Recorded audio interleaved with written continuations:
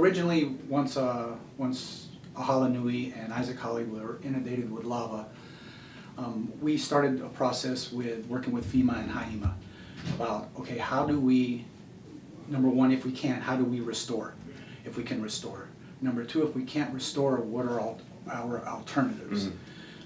We went from everything from trying to figure out, okay, do we take out all the lava to return it to pre-existing conditions?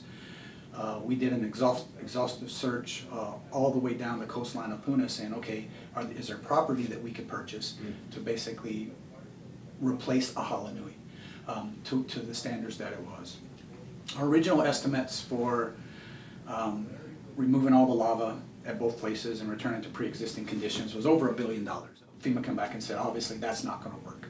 So we said, okay, what can we do to replace the parks without actually taking away all the lava? What would it take to basically rebuild Ahalanui and rebuild Isaac Holly?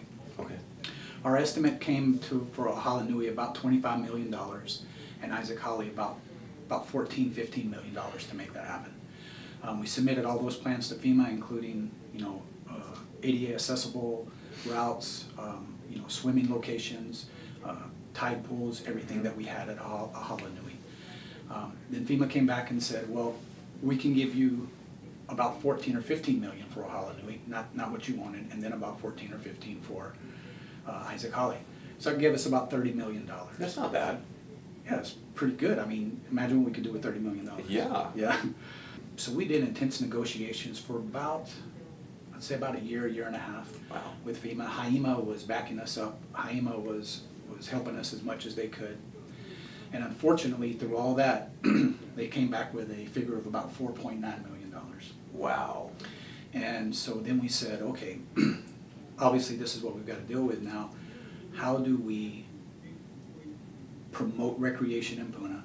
How do we somehow try to give access to water, shoreline, at the only place we have left? And where's that? That's Isaac Holly. So we went, you guys go through the process of assessing the finances and what the damage was. You get it, and at the end of the day, we're at $4.9 million.